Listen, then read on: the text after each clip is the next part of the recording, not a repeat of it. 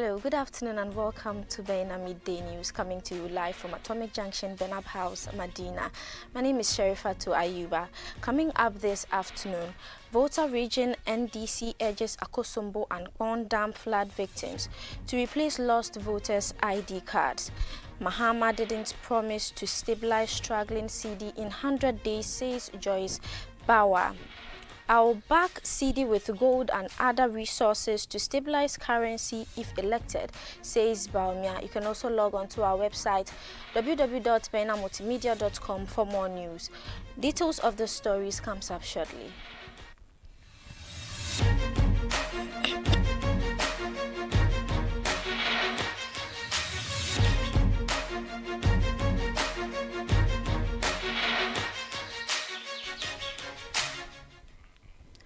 Thank you for staying with us. Remember, we are streaming live on Facebook and on YouTube at Baina TV. The National Democratic Congress in the Volta region has urged all victims of the Akosombo and Kpong Dam spillage who lost their voters' card to actively participate in the replacement process. This is according to a statement issued and signed by the Volta Regional Communications Officer, Sokba Kafui Agbleze.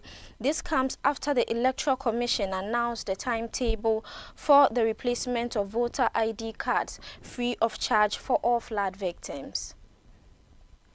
The exercise is scheduled to commence on Thursday, May 30, and run through Friday, June 14, 2024. According to the NDC, the initiative is crucial to ensure that all eligible voters retain their ability to participate in the December 7 and future electoral processes without hindrance. The party urged all affected individuals to visit the nearest ECU offices in their respective districts from May 30 to June 14, 2024 to achieve their lost voter ID cards replaced. The replacement exercise also applies to those who may want to transfer their votes or apply to vote by proxy. The Volta Region NDC further emphasized the NDC's commitment to supporting this process, providing the necessary assistance to facilitate a smooth and efficient replacement procedure for the affected citizens to be able to exercise their fundamental right to vote. The party expressed its sympathies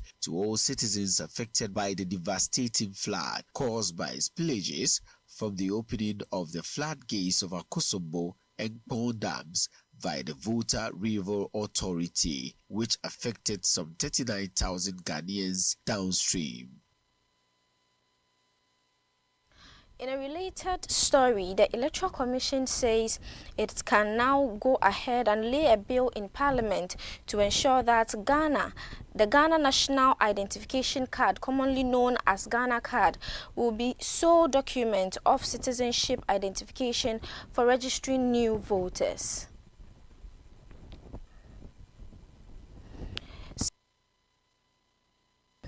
Speaking to the media at an inter-party advisory committee meeting in Accra on Wednesday, May 29, 2024, the chairperson of the Electoral Commission, Ms. Jane Mensah, disclosed that the EC has gotten the full support of political parties, paving the way for the green light to go ahead with the necessary legislation. In line with the move, Ms. Jean Mensah said the EC would lay such a bill before Parliament during the next session. She said the issue of the Ghana card was discussed extensively at the Inter-Party Advisory Committee meeting, paving the way for the EC to ensure that Ghana card is a sole document for the identification of citizens, stressing that the Ghana card will help to cure the infiltration of minors in the voters' register.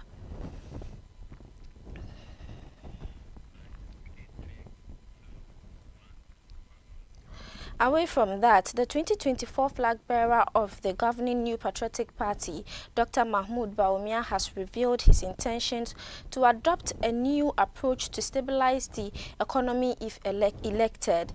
The cedi currently trades at 15 cedis to the US dollar, which with significant depreciation against the euro and British pound, causing concern among the business community about the ripple effect on their transactions.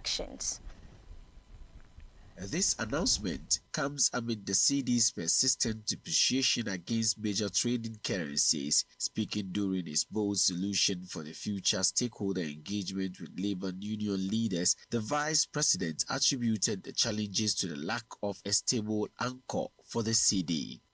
How much did we have to go and borrow from the IMF? 3 billion over 3 years. But we can get 3 billion a year in gold from the small-scale mining sector alone. Alone. That changes our balance of payments completely. Completely.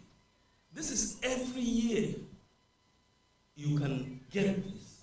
And it's there. It's being mined every year, taken out to India, to Dubai, and other places.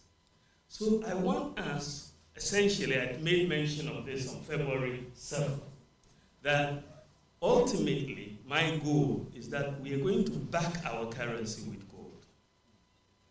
That is where I want us to go, increasingly back our currency with gold, because it is very easy for us to do so if you keep having the gold reserves. And that will keep a lot of stability in the exchange market. Because right now, we don't have an anchor to hold the currency. But if we back it with gold, it will be very stable, because its value ultimately will be reflected by the value of gold, which is very stable.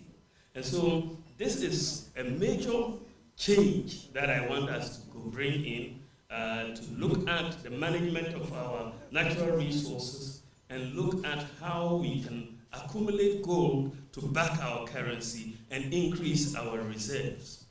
And once we are accumulating gold to the level of $3 billion equivalent every year, you can just imagine what will happen in 10 years for this country. Then it just changes completely. Completely. So you are accumulating this gold and you are backing your currency with it. And that makes it a completely new natural resource management regime. So you are controlling your resources. You are getting a stronger currency as a result. And that is where I believe Ghana should be going. And these small-scale miners, we will essentially support them. And this is why I want to establish a minerals development bank. A minerals development bank to help our mining sector. We don't only have gold, we have lithium and all other things. But if we get a financial institution that will focus on this, I believe that we can really help them, the mining companies, get a lot of equipment that is needed, because that is ultimately what is needed to mine the gold responsibly. And that is what we will do. We will make sure we empower our miners and have control over our resources and make the resources, the returns from. Meanwhile, the Trades Union Congress is backing the initiative by Dr. Mahmoudou Bawumia, Secretary of TUC. Dr. Yalba says it will be the best way to strengthen the economy. Whoever comes to power should get these ideas. Whoever comes to power must not leave these ideas. These are great ideas. And what we have put in our manifesto is supposed to guide our relationship with any government that comes to power. And we intend to work with any government that comes to power to implement what we have in our manifesto. What Bawumia said was very simple. He said Ghana has what it takes to become an advanced country. And that really was a very powerful message. So then he went on to talk about what Ghana has. And one of the things that we have had for hundreds of years is gold. So he is saying that we should not have anything backing our currency but our gold. And I think that was perfect. What we say and how we implement it sometimes is a problem. If indeed we are able to implement all the ideas that Bawumia shared with us today, this country will not be the same. It doesn't matter who is in charge. I think the ideas stand and the ideas are great. Do you think backing the city with gold will be the best antidote in stabilizing the currency? I think so. I share that idea, very much so. because you cannot support your currency with anything but the natural resource we have. We are very lucky to have gold. How does the TUC intend to hold these political parties accountable? Of course, we engage them. We have started engagement even when they are campaigning. We hope that when they finally take over power, this kind of engagements will continue, because it is through this dialogue that we are able to influence policy.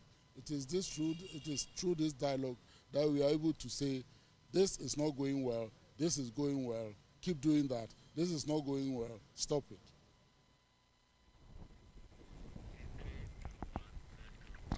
Special aide and spokesperson for the flag bearer of the opposition National Democratic Congress, John Mahama, has dismissed media reports claiming that the former president promised to stabilize the struggling Ghanaian cedi within 100 days of taking office. According to Joyce Bawa Mokhtari, Mr. Mahama did not promise to stabilize the cedi within 100 days. Instead, he outlined a comprehensive plan to address the challenges, demonstrating his understanding of the situation. In a statement issued on Wednesday, May 29th, in response to the news publication, Mokhtar clarified that John Mahama only made known his plan prioritizing the stabilization of the economy and restoration of a stable currency. This, he said, will see launching of an urgent economic recovery and fiscal consolidation plan, following a national economic dialogue to be held within 100 days of assumption of office. She said the NDC flag bearer emphasized the need for fiscal discipline and responsible economic management to achieve currency stability, and highlighted measures such as reducing government expenditure, preventing waste and corruption, and boosting revenues by expanding the tax nets. This, the former president said, will be achieved by simplifying the VAT and streamlining its collection, abolishing the e-levy, and reducing some burdensome taxes on businesses and households. The statement continued to reiterate the Mahama 2024 campaign's unwavering commitment to transparent and responsible communication with the Ghanaian people, and urged the media to accurately present the candidate's statements in their reporting, ensuring the public is well informed. Deputy Minister for Finance, Dr. Stephen Amwa, says the depreciation of Ghanaian cedi is a ritual problem caused by the import-driven economy. Speaking to the media on Wednesday, he highlighted that with importation putting demand on the dollar, cedi depreciation is a problem requiring national attention before the scope of any single government. He assured that Vice President Dr. Mahmoud Bawumia, if elected, will develop a long-term framework to address the cedi depreciation. Cedi is the first time cedi. Who accorded what you are wearing? Didn't we import? We imported this. We imported that. Cedi depreciation is a ritual problem. I agree with you. It's not because of one particular government, unless one is suffering from unconscious incompetence or displaying intellectual dishonesty. That will say that cedi depreciation is MPP government. Is an issue that has nationalistic, or that needs nationalistic attention. That one I agree. But it's not, so far we keep on being in importer-driven economy. We'll be having problems with the cedi because we import almost everything. But inshallah, Alhaji Dr. Mahmoud Bawumia, next year if he comes, we're going to design a long-term framework to deal with the cedi. Trust me. The Ghana cedi in the past month has weakened further against the US dollar and other major foreign currencies. Although many have blamed importation, the Director of Operations at Dalax Finance, Joe Jackson, disagrees, stating that Ghana's exports in the past few years have exceeded its imports. He explained that the depreciation of the Ghanaian cedi can only be reined in when the country owns its exports. According to him, despite Ghana's exports outweighing the imports, the cedi continues to suffer because ownership of the exports have been given to foreigners who take resources out but do not bring in any of the money. Referring to statistics from other countries, Mr. Jackson highlighted the disparity in the return of export earnings to Ghana compared to nations like Botswana and Nigeria. He said when Botswana exports oil, 51% of the revenue of oil come back into the country. The same thing applies to Nigeria compared to only 6.5% in the case of Ghana. Mr. Jackson emphasized the need for Ghana to retain more of its export earnings within the country to stabilize the currency. The National Union of Ghana Students has called on the government to urgently address the concerns of Ghanaian students on government scholarship abroad. This follows a protest by scholarship beneficiaries in Morocco over the delay in the release of their stipends spanning over 10 months. According to them, the situation has, among things, exacerbate existing hardships, including the inability to afford food and sanitary products. Speaking at a news conference on Wednesday, May 29th, NUG's President Chreme Opon Daniel expressed the union's commitment to pursuing the issue. He highlighted the difficulties faced by students not only in Morocco but also in the UK, India, and those relying on Student Loan Trust Fund. Mr. Chreme emphasized the need for adequate funding to support education, particularly with the increased number of students entering tertiary institutions due to the free senior high school policy. The NUGs urged relevant authorities to ensure prompt action is taken to address the concerns of affected students and prevent further hardship. Stories. People in Madagascar voted in parliamentary elections on Wednesday, in which the ruling party hopes to retain its majority.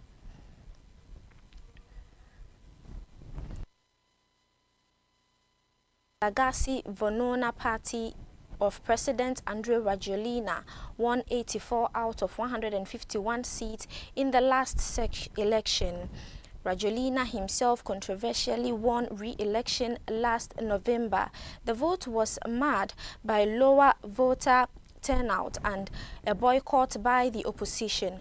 12 million people are eligible to cast ballots in Wednesday's exercise, according to the Independent National Electoral Commission. The African Union and a grouping of South African countries sent observers to the island nation.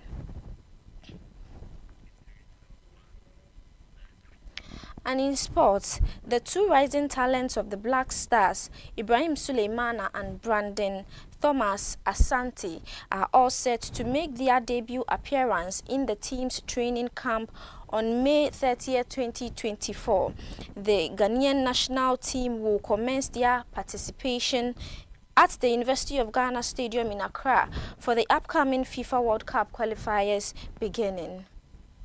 This exciting news was announced by head coach Otuado at the Ghana FA headquarters on Wednesday. Suleimana, who plays as a defensive midfielder for Cagliari, has been given the nod after showcasing his skills in 21 matches across various competitions. On the other hand, Thomas Asante, who currently plays for West Bromwich Albion in the English second tier, has netted an impressive 11 goals in 41 appearances. The duo will be joining forces with the 24 other players as they embark on a week-long training camp in Accra before their first match against Mali.